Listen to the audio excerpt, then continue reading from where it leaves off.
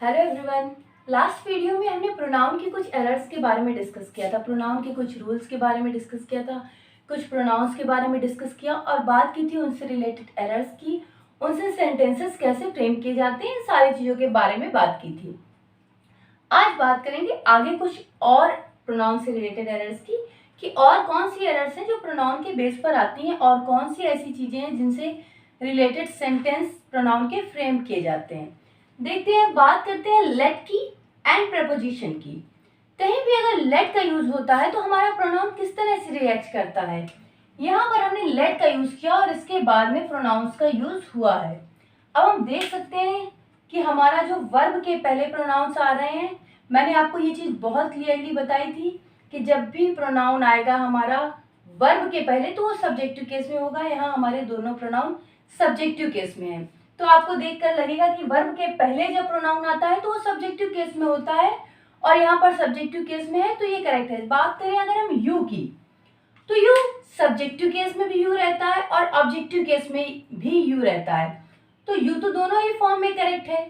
बात आती है जब ही की, तो आपको माइंड में आएगा कि वर्ब के पहले आया है चूंकि, इसलिए ही हमारा सब्जेक्टिव केस में रहना चाहिए। ये बात बिल्कुल करेक्ट है कि वर्ब के पहले जब भी कोई प्रोनाउन आता है then that will be in subjective case।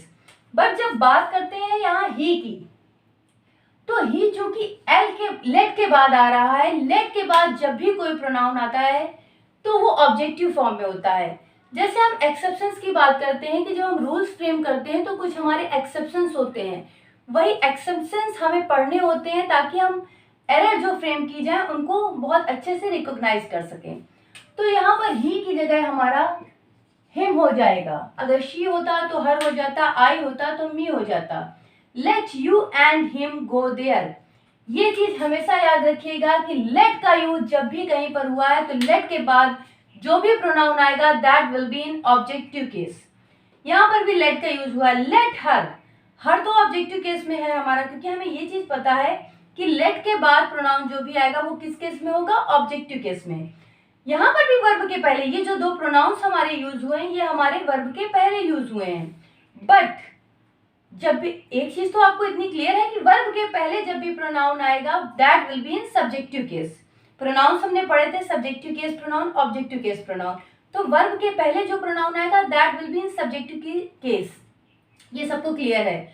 उसके बाद आगे बढ़ते हैं। हमने यहाँ पर देखा कि ये वर्ब के पहले ही आए हैं, हर ऑब्जेक्टिव केस में है और आई सब्जेक्टिव केस में। बट एरर कहाँ है, आई में। आई नहीं, यहाँ पर मी होगा। क्यों होगा, क्योंकि लेट के बाद आया है। ये आपको एक्सेप्शंस याद करके रखने हैं कि लेट के बाद एज यूजुअल अगर हम नॉर्मली बात करते हैं तो वर्ब के पहले कहीं पर भी प्रोनाउन आएगा वो सब्जेक्टिव केस में आएगा। बट हम लेट को क्यों पढ़ रहे हैं, क्योंकि लेट के बाद अगर प्रोनाउन का यूज होगा then that will be in objective case. Let के बाद हमेशा ऑब्जेक्टिव केस प्रोनाउन का यूज होता है, कभी भी सब्जेक्टिव केस प्रोनाउन का यूज नहीं किया जाता है। तो यहाँ पर आई की जगह हमारा हो जाएगा me. Let her and me work together. आते हैं थर्ड सेंटेंस पे, लिखा हुआ they depends on me. They depends on me. अब इसमें एरर ढूंढिए, कितनी एरर है, कहाँ कहाँ एरर है। सबसे पहले हमने दे देखा, दे हमारा प्लूरल फॉर्म में है और डिपेंड्स हमारा सिंगुलर फॉर्म में है। जब भी हम किसी वर्ब में एस लगा देते हैं तो वो वर्ब हमारी सिंगुलर हो जाती है। जब हमारा दे प्लूरल फॉर्म में था, नाउन हो या प्रोनाउन, हमारा सब्जेक्ट अगर प्लूरल फॉर्म में होगा तो हमारी जो वर्ब होगी वो भी हमारी प्लूरल फॉर्म में होगी। और किसी भी वर्ब में हम एस लगाकर वर्ब को सिंगुलर बनाते हैं, तो हमने डिपेंड में से एस हटा दिया, वर्ब हमारी प्लूरल हो गई। किसी भी वर्ब में हम एस लगा दें अगर, तो वो वर्ब हमारी कैसी हो जाती है, सिंगुलर या प्लूरल, सिंगुलर। किसी भी वर्ब में अगर हम एस लगा दें तो वो वर्ब हमारी सिंगुलर हो जाती है। किसी भी वर्ब में डिपेंड्स, गोज, वर्क्स, किसी भी वर्ब में अगर हम एस का यूज करते हैं तो वर्ब हमारी सिंगुलर हो जाती है। बट यहाँ पर हमारा सब्जेक्ट जो था वो प्लूरल था, प्रोनाउन जो था हमारा वो प्लूरल था, तो वर्ब हमारी कैसी होगी, plural. They depends on me. यहाँ पर बात हो रही है प्रपोजिशन की। ऑन क्या है हमारा, प्रपोजिशन। इसके बाद आया हुआ है मी। अगर यहाँ पर आई होता तो वो क्या एक एरर होती है? क्या आई सही होता है या मी सही है? ऊपर लिखा हुआ है लेट एंड प्रेपोजिशन, किस केस में? ऑब्जेक्टिव केस में। जब भी लेट का यूज होगा या फिर प्रपोजिशन का यूज होगा कहीं भी किसी भी सेंटेंस में, तो आप देख सकते हैं यहाँ पर क्या लिखा हुआ ही। बताइए सेंटेंस में क्या एरर है? These fruits are for me. For क्या है? प्रपोजिशन। फॉर के बाद एक प्रोनाउन का यूज हुआ है। प्रोनाउन किस केस में है? फॉर एक प्रेपोजिशन है, प्रेपोजिशन के बाद प्रोनाउन आना चाहिए ऑब्जेक्टिव केस में। यहाँ पर लिखा हुआ है ही किस केस में है? ही का ऑब्जेक्टिव केस क्या होता है? हिम। तो ही का क्या हो जाएगा यहाँ पर? हिम। जब भी किसी प्रेपोजिशन के बाद या फिर लेट के बाद प्रोनाउन का यूज होता है then that pronoun will be in objective form. अब देख सकते हैं हमारा let you and him, let के बाद हमने यू और हिम दोनों ही ऑब्जेक्टिव केस में रखा हुआ। लेट के बाद हर एंड मी दोनों किस केस में है? ऑब्जेक्टिव केस में। They depends on preposition, preposition के बाद प्रोनाउन हमारा ऑब्जेक्टिव केस में। These fruits are for them, for him. For हमारा प्रपोजिशन, प्रपोजिशन के बाद प्रोनाउन हमारा किस केस में? ऑब्जेक्टिव केस में। लेट एंड प्रपोजिशन के बाद प्रोनाउन हमारा ऑब्जेक्टिव फॉर्म में ही रहेगा हमेशा, कभी भी सब्जेक्टिव केस प्रोनाउन का यूज नहीं होगा। ये चीज क्लियर हो गई आपको? देखते हैं नेक्स्ट, बात करते हैं देन की। देन का यूज यहाँ पर भी हुआ है और देन का यूज यहाँ पर भी हुआ है। हम सिंपली देन का यूज करते हैं कंपैरिजन के लिए। हमने यहाँ पर बेटर का यूज किया है और यहाँ पर मोर का यूज किया हुआ है, मोर देन। एक कंपैरेटिव डिग्री और देन का यूज हम करते हैं किसी भी चीज में कंपैरिजन करने के लिए। तो यहाँ पर कंपैरिजन हुआ यू एंड आई के बीच में और यहाँ पर कंपैरिजन हुआ है यू एंड हर के बीच में। इसका यहाँ पर कोई भी लेना देना नहीं है। हम कंपेयर, ही रिस्पेक्ट्स, वो रिस्पेक्ट करता है you, he respects you more than her. यहाँ पर हमने बात की you are better than I. अब आई लगा हुआ है, क्या आई होना चाहिए या ऑब्जेक्ट की जगह पर यूज हुआ है? ऑब्जेक्टिव केस प्रोनाउन का यूज होना चाहिए। वर्ब के बाद आ रहा है हमारा, ऑब्जेक्ट के प्लेस पर यूज हो रहा है, तो ऑब्जेक्टिव केस प्रोनाउन का यूज होना चाहिए या सब्जेक्टिव केस प्रोनाउन का? देखिए क्या हो सकता है। अगर बात करते हैं यहाँ पर सिंपली हम लोग की देन का यूज हुआ है तो आई का यूज किया, तो हमेशा ये चीज याद रखिए, चूंकि आपको देन पढ़ाया जा रहा है तो वाई, देन क्यों पढ़ाया जा रहा है आपको? सिंपली आपको एक एरर फाइंड आउट करने का तरीका बताया जा रहा है कि किस तरीके से एरर फ्रेम की जाती है और आप उसे कैसे फाइंड आउट करेंगे। रूल क्या है इंग्लिश ग्रामर का? You are better than I. जब भी देन के थ्रू कंपैरिजन किया जाएगा प्रोनाउंस में, यहां पर प्रोनाउंस की बात हो रही है, तो दोनों प्रोनाउंस सेम केस में होने चाहिए। जब भी कंपैरिजन किया जाएगा तो दोनों प्रोनाउंस सेम केस में होने चाहिए। अब सब्जेक्ट की जगह तो कभी ऑब्जेक्ट हो नहीं सकता, सब्जेक्ट की जगह हमेशा सब्जेक्टिव केस ही रखना पड़ेगा हमें। तो नॉर्मली हमारा देन के बाद जो भी प्रोनाउन जाएगा वो हमारा सब्जेक्टिव फॉर्म में हो जाएगा। फिर से एक बार समझ लीजिए, देन के बाद जब भी हम देन के थ्रू कंपैरिजन करेंगे दो प्रोनाउंस में, तो दोनों प्रोनाउन हमेशा सेम केस में होने चाहिए। देन के थ्रू हम जब भी दो प्रोनाउंस का कंपैरिजन करेंगे तो जिन दो प्रोनाउन का हम कंपैरिजन कर रहे हैं, देन के जस्ट पहले आना वाला प्रोनाउन और देन के जस्ट बाद आने वाला प्रोनाउन, दोनों ही प्रोनाउन सेम केस में होने चाहिए, whether it is subjective, objective और पॉजिटिव। तो देन के थ्रू जब भी हम कंपैरिजन करेंगे हमारे दोनों प्रोनाउन सेम केस में होने चाहिए। तो ये हमारा सब्जेक्ट था, ये हमारी वर्ब थी और ये हमारा ऑब्जेक्ट। तो ऑब्जेक्ट हमारा किस केस में हुआ? सब्जेक्टिव केस में। व्हाई? बिकॉज देन के थ्रू हम जब भी कंपैरिजन करेंगे तो हमारे जो दो प्रोनाउन होंगे दोनों सेम केस में होने चाहिए, इसलिए हमारा यहाँ पर यू एंड आई दोनों में ही हमारा सब्जेक्टिव केस प्रोनाउन का यूज होगा। आते हैं नेक्स्ट सेंटेंस में, हमने लिखा he respects you more than her. अब यहाँ पर बात हो रही है जब कंपैरिजन की, मोर देन का यूज हुआ है, कंपैरिजन किनके बीच में हो रहा है? यू एंड हर के बीच में। हम जानते हैं हम यू का use as a subjective pronoun भी करते हैं और एज अ ऑब्जेक्टिव प्रोनाउन भी करते हैं। यू की सब्जेक्टिव फॉर्म भी यू होती है और ऑब्जेक्टिव फॉर्म भी यू होती है। तो जब हम यहाँ पर कंपैरिजन करेंगे तो यू हमारा वर्ब के बाद आ रहा है, ये हमारा सब्जेक्ट है, ये हमारी वर्ब है और ये हमारा ऑब्जेक्ट है। यू हमारा यहाँ पर ऑब्जेक्ट है। तो जब हम ऑब्जेक्ट से कंपैरिजन कर रहे हैं तो अब जो हमारा आएगा nominative case, subjective case, subjective case को नॉमिनेटिव केस प्रोनाउन भी कहते हैं। अब जो हमारा सब्जेक्टिव केस प्रोनाउन आएगा वो हमारा ऑब्जेक्टिव फॉर्म में होगा, क्योंकि हम कंपैरिजन कर रहे हैं ऑब्जेक्टिव केस प्रोनाउन के साथ, एक ऑब्जेक्ट के साथ। तो हमें ये चीज क्लियर है कि यहाँ पर जो हमारा यू है वो हमारा ऑब्जेक्ट है। तो जब यू ऑब्जेक्टिव फॉर्म में है तो हमारा जो हर है वो भी शी नहीं होगा, ऑब्जेक्टिव फॉर्म में यूज होगा। तो सिंपली आपको एक चीज याद रखनी है कि देन के बाद जब भी प्रोनाउन का यूज होगा, जिन दो प्रोनाउंस में कंपैरिजन हो रहा होगा, both will be in same case, whether it is subjective form और इट इज ऑब्जेक्टिव फॉर्म। ये क्लियर हो गया सबको? नेक्स्ट पे आते हैं, बात करते हैं प्रोनाउन की एक और इम्पॉर्टेंट एरर के बारे में, प्रोनाउन के सीक्वेंस के बारे में। कई बार ऐसा होता है जब हम किसी सेंटेंस को फ्रेम करते हैं तो सब्जेक्ट की जगह पर एक से ज्यादा प्रोनाउंस का यूज होता है। जैसे इस सेंटेंस को देखते हैं, हमने लिखा हुआ you, he and I. You second person pronoun, he third person pronoun and I first person pronoun. यहाँ सारे ही प्रोनाउंस का यूज हुआ है। अब यहाँ पर सीक्वेंस की बात आती है, यू पहले है, ही बाद में है और आई सबसे लास्ट में है। क्या इनके सीक्वेंस को आपस में इधर उधर करना चाहिए? क्या ये सही है? क्या होता है प्रोनाउन का सीक्वेंस और सही सीक्वेंस क्या होना चाहिए?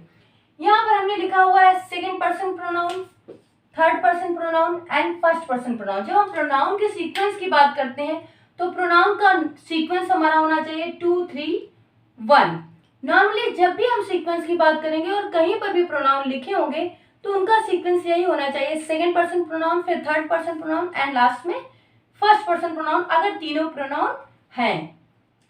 और एक से ज्यादा सब्जेक्ट होते ही, एक से ज्यादा नाउन हो या एक से ज्यादा प्रोनाउन हो, जैसे ही एक से ज्यादा नाउन या प्रोनाउन हो जाएंगे तो हमारी वर्ब कैसी हो जाएगी?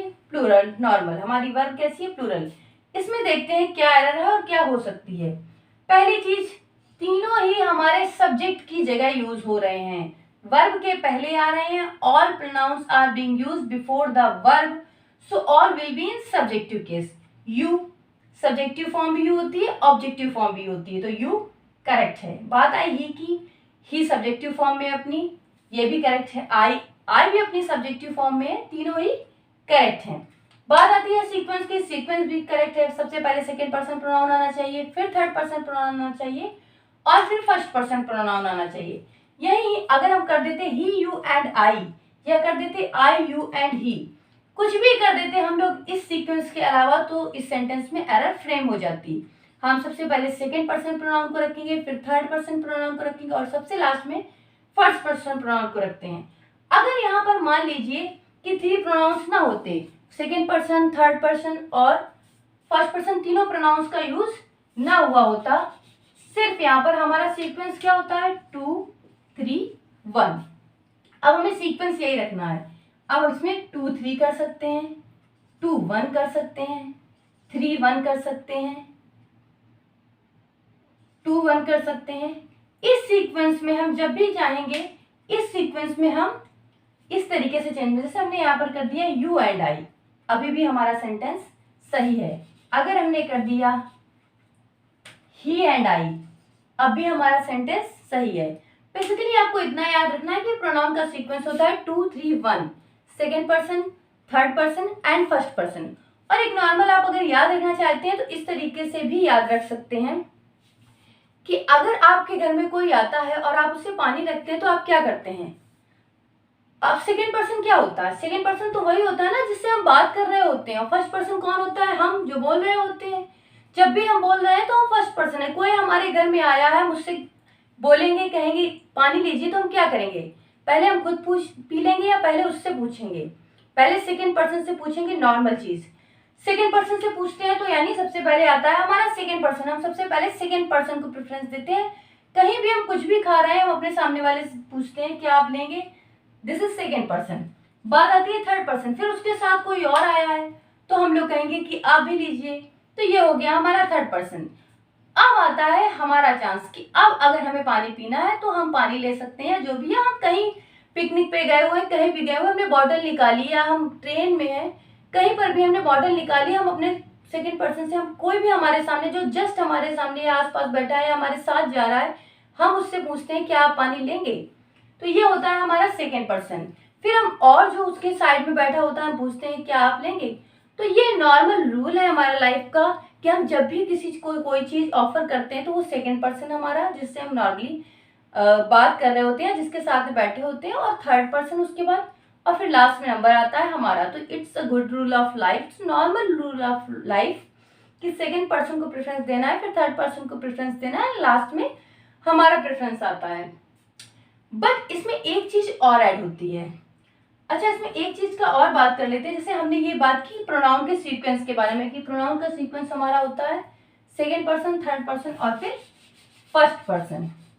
अब आती है बात पजेसिव प्रोनाउन की कि यहाँ पर जैसे हमने दिस का यूज किया, अगर यहाँ दिस ना यूज करके हम यहाँ कोई पजेसिव प्रोनाउन यूज कर देते, ही एंड आई आर, अब यहाँ पर मान लीजिए यू भी लिखा होता और ही भी लिखा होता, you he and I, 2 3 1, you he and I are ready to start. अब यहां पर क्या होना चाहिए, क्योंकि हमारा जो सब्जेक्ट है वो प्लूरल हो गया है और प्लूरल में हमारा यू भी आता है, यू एज अ सिंगुलर भी यूज होता है, यू एज अ प्लूरल भी यूज होता है। तो यू का हम यहाँ पर योर भी कर सकते हैं, वो भी प्लूरल होगा। ही का थर्ड पर्सन में हमारे पास एक प्लूरल प्रोनाउन है देयर, तो हम देयर का भी यूज कर सकते हैं। आई अगर फर्स्ट पर्सन में आते हैं तो फर्स्ट पर्सन में भी हमारे पास एक प्लूरल प्रोनाउन है, वो है आर, हम आर का यूज भी कर सकते हैं। तो 2 3 1 जो हमने प्रोनाउन का सीक्वेंस रखा, second person, third person and first person. अब हमें सेकंड पर्सन के प्लूरल प्रोनाउन का यूज करना है, थर्ड पर्सन के प्लूरल प्रोनाउन का यूज करना है, या फिर फर्स्ट पर्सन के प्लूरल प्रोनाउन का यूज यहाँ पर करना है, ये हमारे माइंड में बात आती है।